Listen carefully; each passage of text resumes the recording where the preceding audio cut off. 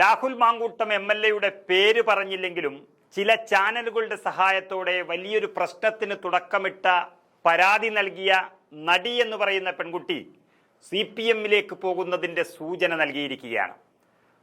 നമുക്കറിയാം, പാർട്ടിയുടെ local committee അംഗത്തിൻ്റെ മകൾ CPM-ലേക്ക് പോകേണ്ടുന്ന ആവശ്യമൊന്നുമില്ലെങ്കിലും VD സതീശൻ ഒരു പിതാവിനെ പോലെയാണെന്ന് പറയുന്നത് കൊണ്ട് ഈ വിഷയത്തിൽ രാഷ്ട്രീയമില്ല എന്ന് പലരും വിശ്വസിച്ചിരുന്നു.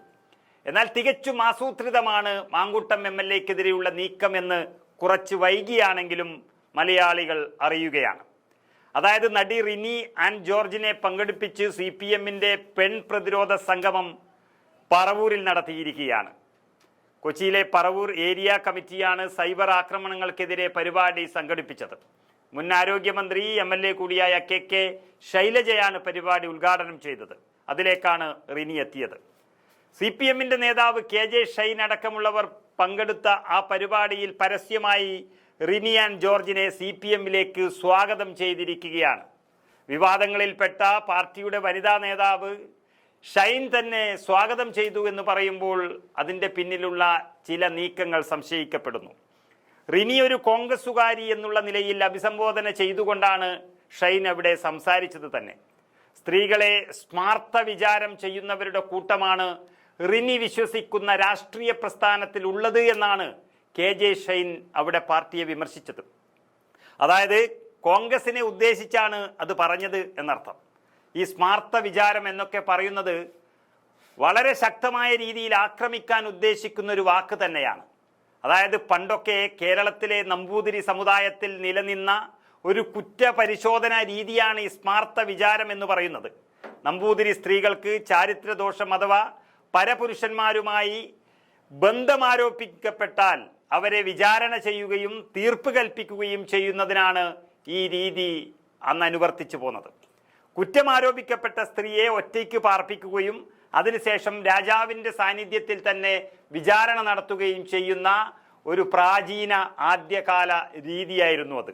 ആ രീതിയെയാണ് ഇവിടെ കോൺഗ്രസ് പാർട്ടി എന്ന് പറഞ്ഞു വെക്കുകയാണ് CPM ചെയ്തത്. പക്ഷെ അപ്പോഴും ഉള്ള ഒരു സംശയം, ഈ ലോക്കൽ കമ്മിറ്റി അംഗത്തിൻ്റെ മകളെ ഇങ്ങനെ കോൺഗ്രസുകാരിയാക്കുന്നതിൻ്റെ പിന്നിൽ CPM-നുള്ള താല്പര്യമാണ് കാണിക്കുന്നത്.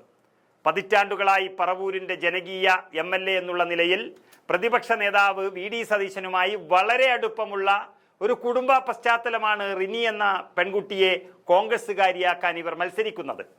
എന്നാൽ MLA-യുമായി പല പാർട്ടിക്കാർക്കും നല്ല ബന്ധമാണ് അവിടെ ഉള്ളത്.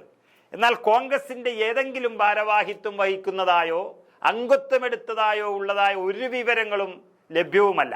നമുക്കറിയാം, മാങ്കൂട്ടം MLA-യെ മാസങ്ങളോളം ചികഞ്ഞു നോക്കിയിട്ടും ഒരു പരാതിയോ ഒരു കേസോ ഉണ്ടാക്കാൻ CPM എന്ന ഭരിക്കുന്ന പാർട്ടിക്ക് കഴിഞ്ഞിട്ടില്ല. അവസാനം മണ്ഡലത്തിൽ കാലുകുത്തിക്കില്ലെന്ന് പറഞ്ഞതും വെറുതെയായി. മണ്ഡലത്തിൽ കാലും കുത്തി കയ്യും കുത്തി നടന്നു. അപ്പോഴാണ് റിനിയെ കോൺഗ്രസുകാരിയാക്കി CPM വേദിയിൽ എത്തിച്ച് ഒരു അധര വ്യായാമം കൂടി CPM പ്ലാൻ ചെയ്തത്. ഏതായാലും ആ പെൺകുട്ടി ആരെയും വിമർശിക്കാതെ തന്നെ വാക്കുകൾ ഉപയോഗിച്ചു അവസാനിപ്പിച്ചു. പലതും ചെയ്തവർക്ക് പക അടങ്ങുന്നുമില്ല. അപ്പോഴും രാഹുൽ മാങ്കൂട്ടത്തിലിനെ ഒരു ചുക്കും ചെയ്യാൻ കഴിയുന്നില്ല എന്ന ആവലാതിയും വേവലാതിയും മാത്രമാണ് CPM-ന്റെയും റിപ്പോർട്ടർ ചാനലിൻ്റെയും മുഖത്ത് കരുവാളിച്ച് നിൽക്കുന്നത് എന്നതാണ് സത്യം.